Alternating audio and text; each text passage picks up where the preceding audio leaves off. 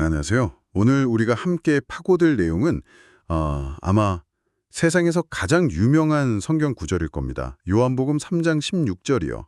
아마 들어보지 않은 분이 거의 없을 거예요. 그런데 이 구절 바로 뒤에 어떤 이야기가 따라오는지, 그 깊은 의미가 뭔지는 생각보다 잘 모르는 경우가 많죠. 그래서 오늘은 이 유명한 구절과 그 바로 뒤에 이어지는 문장들을 좀 깊이 들여다보려고 합니다. 이번 탐구의 목표는 사랑과 심판, 또 빛과 어둠이라는 이 극명한 대조를 통해 복음의 핵심을 새롭게 이해하는 거예요. 그리고 이 여정에는 아주 흥미로운 안내자가 한 명 있습니다. 바로 한밤중에 예수를 찾아왔던 니고데모죠. 어둠 속에서 빛을 향한 그의 발걸음을 따라가면서 이 구절들을 함께 풀어보겠습니다. 자, 그럼 한번 시작해 볼까요?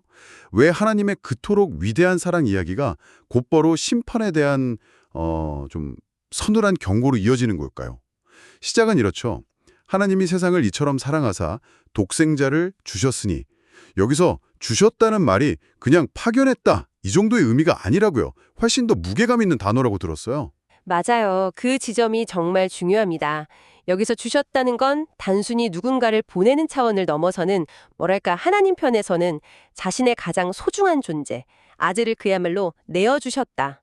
심지어 포기하셨다는 그런 희생의 의미가 담겨 있어요. 아, 포기하셨다. 네, 세상을 구원하시기 위해 전부를 거신 하나님의 사랑의 깊이를 보여주는 단어죠. 듣고 보니 그렇네요. 더 놀라운 건 그 사랑의 대상이 세상이라는 점이에요. 요한복음에서 세상이라고 하면 보통 하나님을 대적하는 어둡고 좀 부정적인 공간으로 그려지잖아요. 거의 70번 넘게 나오는데 대부분 그런 뉘앙스고요. 그런데 바로 그 세상을 사랑하셨다는 거네요. 한 곳인 동시에 바로 그렇기 때문에 하나님의 구원이 절실히 필요한 사랑의 대상이라는 이중적인 의미를 가져요. 아하. 그래서 17절이 곧바로 따라붙는 겁니다.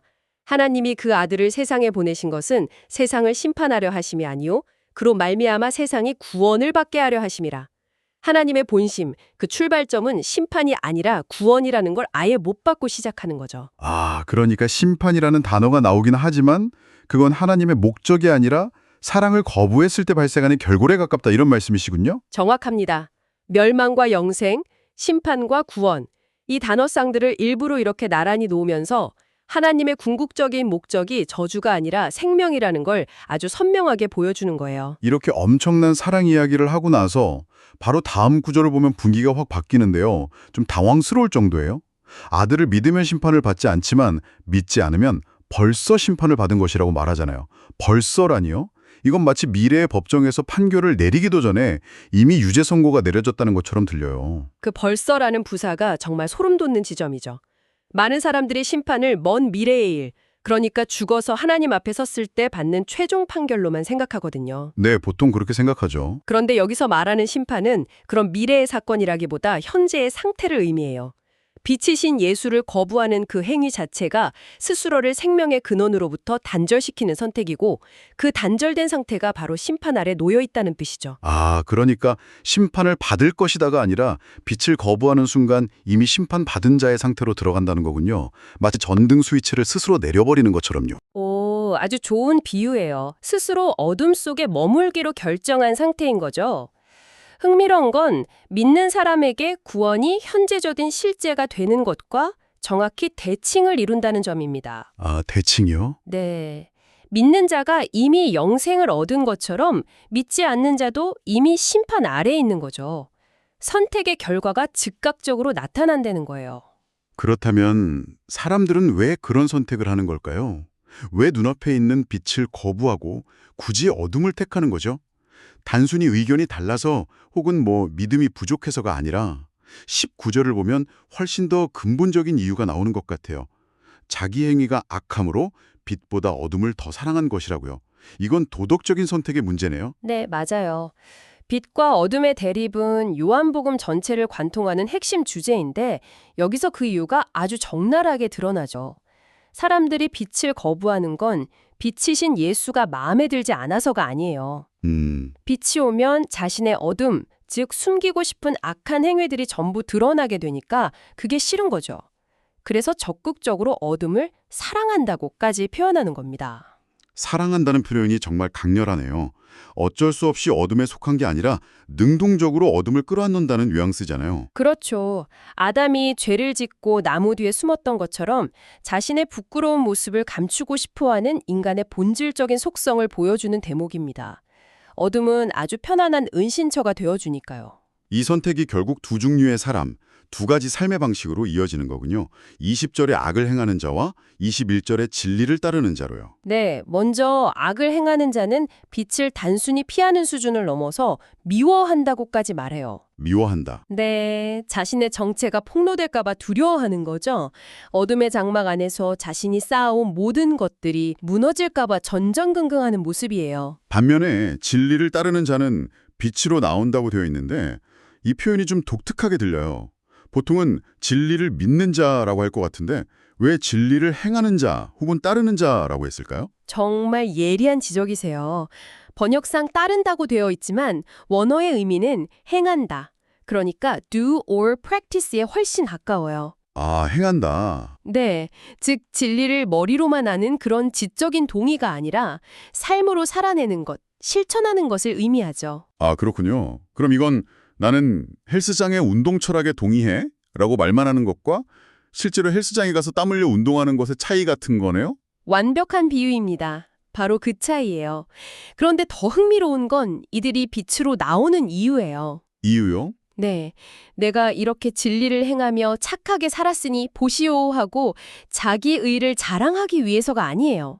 정반대죠. 정반대라고요? 네, 21절 마지막을 보면 그 이유가 나와요. 이는 그 행위가 하나님 안에서 행한 것임을 나타내려 함이라. 아, 즉, 내가 한 이 모든 선한 일들은 사실 내 힘으로 한 게 아니라 하나님께서 내 안에서 하신 일입니다. 라는 걸 드러내기 위해 빛으로 나온다는 거예요. 모든 영광과 공로를 하나님께 돌리는 거죠. 자기 자신을 자랑할 게 하나도 없다는 고백이에요. 와, 이건 정말 생각지도 못한 반전인데요. 빛으로 나온다는 게 자기 의의를 드러내는 게 아니라 오히려 자기의 무력함과 하나님의 주권을 인정하는 행위라니 정말 깊은 통찰이네요. 여기서 밤에 찾아왔던 니고데모의 이야기가 다시 떠오르네요. 그렇죠. 니고데모가 바로 이 과정 전체를 보여주는 실제 인물이에요.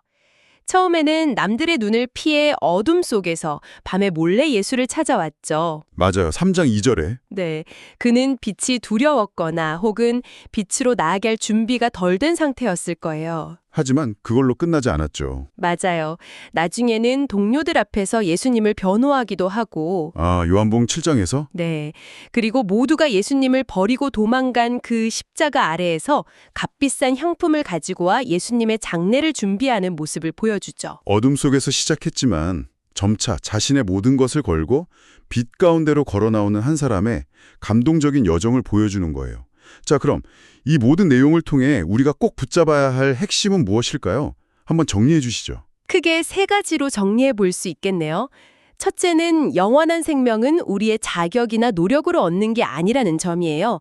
자격 없는 어둠에 속한 세상을 향한 하나님의 급진적이고 일방적인 사랑에서 시작된 선물이라는 거죠. 네. 우리가 할 일은 그저 믿음으로 그 선물을 받는 것뿐이고요. 그러니까 출발점은 전적으로 하나님께 있다는 거군요. 그렇다면 두 번째는요? 두 번째는 심판에 대한 우리의 생각을 바꿔야 한다는 겁니다. 심판은 먼 미래에 있을 어떤 사건이 아니라 지금 여기에서 빛을 거부하고 어둠을 선택할 때 시작되는 현재의 실제라는 것. 스스로 생명의 근원으로부터 멀어지는 비극인 셈이죠. 마지막으로 세 번째는 믿음에 대한 이야기겠네요. 맞습니다. 참된 믿음은 그냥 머리로 동의하는 수동적인 상태가 아니라 진리를 행하는 능동적인 삶이라는 사실이에요. 그리고 그 삶은 비단에서 자신의 모습을 투명하게 드러내고 삶의 모든 선한 열매들의 공로를 하나님께 돌리는 겸손한 태도로 나타나는 거죠. 오늘 우리는 세상에서 가장 유명한 성경 구절 하나에서 출발해서 하나님의 사랑과 인간의 선택, 그리고 그 결과가 만들어내는 빛과 어두움의 장엄한 드라마를 따라가 봤습니다. 짧은 몇 구절 안에 이토록 깊은 신학적 통찰이 담겨 있다는 게 새삼 놀랍네요. 그렇죠. 오늘 나눈 이야기 중에 어둠 속에 있는 사람은 스스로 빛으로 나올 수 없다는 전제가 깔려 있었어요. 아, 맞아요. 빛이 어둠 속으로 직접 들어와 그를 이끌어내야만 가능하다는 것. 이게 우리에게 아주 중요한 질문을 던지는 것 같아요. 어떤 질문이죠? 만약 지금 당신의 삶 전체에 환한 스포트라이트가 갑자기 비춰진다고 상상해 보세요. 당신은 본능적으로 무엇을 가장 먼저 감추고 싶어 할까요? 그리고 반대로 이것만큼은 하나님 안에서 행한 것이라며 기쁘게 드러낼 수 있는 것은 또 무엇일지 한번 조용히 생각해 보시면 좋겠습니다.